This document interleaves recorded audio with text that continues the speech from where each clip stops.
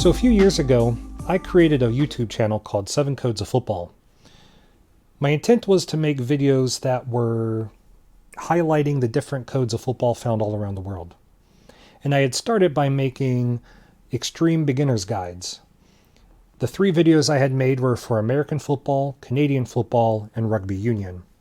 And my goal was to teach somebody with zero knowledge of the game enough that they could go to a game in person or watch one on TV. I didn't have recording equipment at the time, so I used an AI voiceover generator to create all the audio from my video. But now that I have the equipment, I have redubbed the videos and am putting them up on this channel. So here is my redone video for Rugby Union.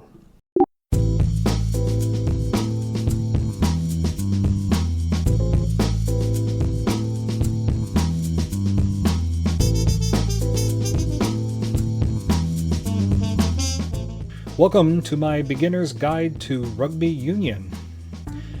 After watching this video, you should have a basic enough understanding of this sport to follow a game in person or on TV. But please note that this is just a simple introduction. It is not an exhaustive review of all the rules.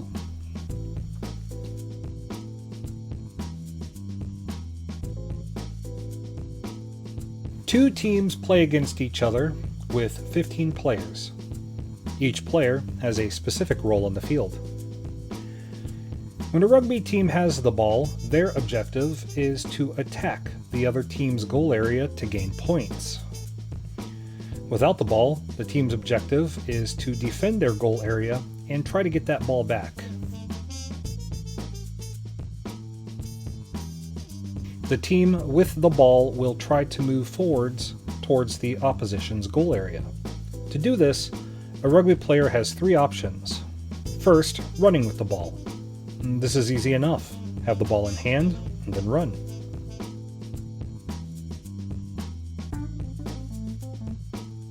Second is passing. Players may pass the ball to a teammate. There are no restrictions on how you throw the ball, but it is nearly always thrown with a 2-handed heave. Hand passing the ball forward is not allowed and results in a foul. Passing the ball may happen at any time and is a perfect way to escape an incoming tackle. And 3, a kick. A player may kick the ball at any time. Any teammate behind the kicker is considered onside. They may run forward and try to recover the kick. This tactic has a chance of moving the ball very quickly towards the goal. A player in front of the kicker is considered offside. They must move behind the kicker to become onside. An offside player may not engage in play. When a rugby team does not have the ball, they are playing to defend their goal area. To help their cause, they have several ways to halt the advance of the opposition. The team without the ball may tackle an opposing player who has it. Now, tackling is highly regulated in rugby.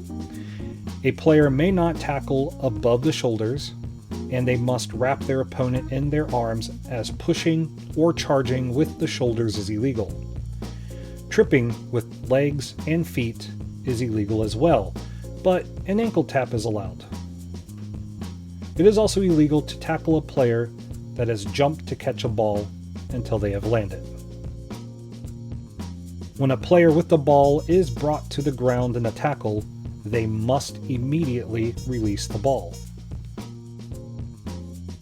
When a team without the ball is able to secure possession of it, they may commence attacking the opponent's goal area.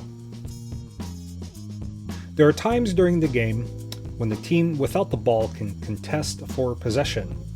The most common is during the ruck.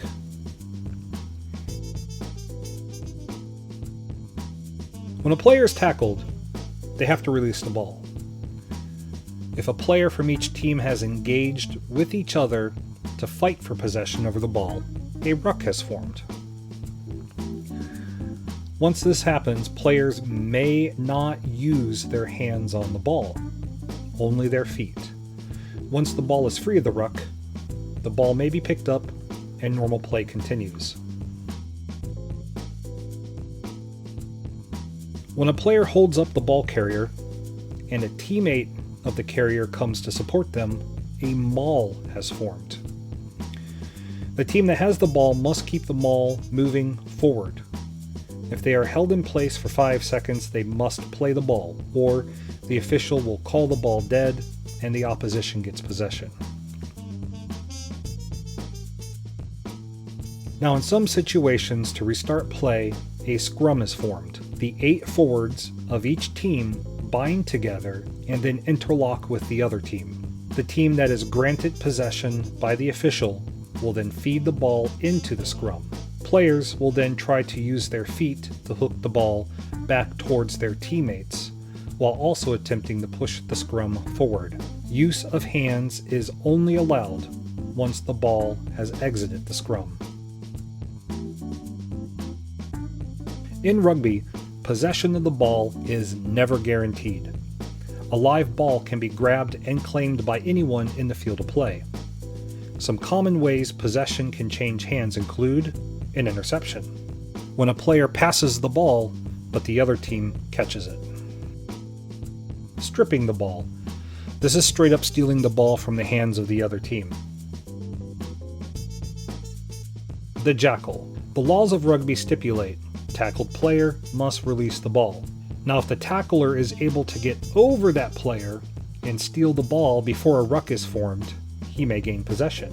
However, once a ruck has formed, grabbing at the ball with the hands is a foul. Counter ruck and winning a scrum. As the team without the ball, it's possible to gain the upper hand in a ruck or a scrum and gain possession that way.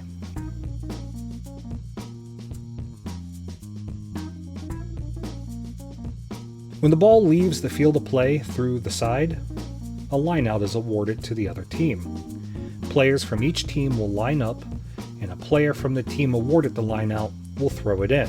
This throw must be straight, and each team will attempt to catch the ball. They will frequently lift each other up to do so. There are 3 methods of scoring: the 3-point drop goal, the 3-point penalty goal, and the 5 or 7-point try. At any time, a player may drop the ball to the ground and kick it as it begins to bounce. If the ball goes over the crossbar and between the uprights, 3 points are scored. When a team infringes on certain rules of the game, a penalty kick may be attempted by the non-infringing team. Unlike the drop goal, a penalty kick can be taken from a kicking tee. Over the crossbar and between the uprights, just like a drop goal, will gain 3 points. When a player presses the ball to the ground in the goal area, this scores a try and is initially worth 5 points. From there, the team will attempt to convert the try to 7 points. A conversion kick is taken from the kicking tee and must be kicked straight from where the ball was touched down. The distance away from the try line is at the kicker's discretion, but due to this rule, there can be some extreme angles for the conversion. A successful conversion kick adds 2 points, converting the try to a total of 7 points. When the game begins, or after a score, the game resumes with a kickoff. A kickoff is performed by a drop kick. In Rugby Union, the team that was scored against must kick off. The ball must be kicked on or behind the halfway line. The kicker's teammates must be behind them. The opposition players must be on or behind the 10-meter line. Also, the kick must reach the 10-meter line. Any player, as long as they were properly in position at the time of the kick, may try to recover the kickoff. Rugby Union is played over 80 minutes, split into 2 40-minute halves. The clock typically runs non-stop, but there are exceptions for injured players. The halves don't end right away when the clock hits 40 or 80 minutes. Play continues until the ball is dead. This can lead to some extremely exciting endings where a team behind by just a little can lead a comeback by keeping the ball alive and slowly marching down the field.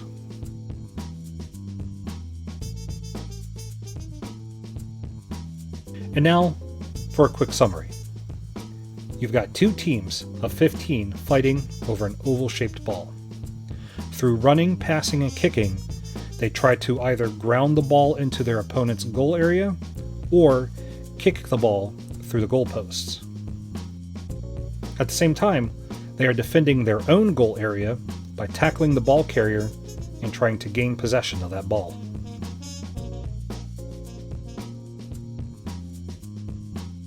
Hopefully this short and simple introduction will give you enough knowledge to follow any game.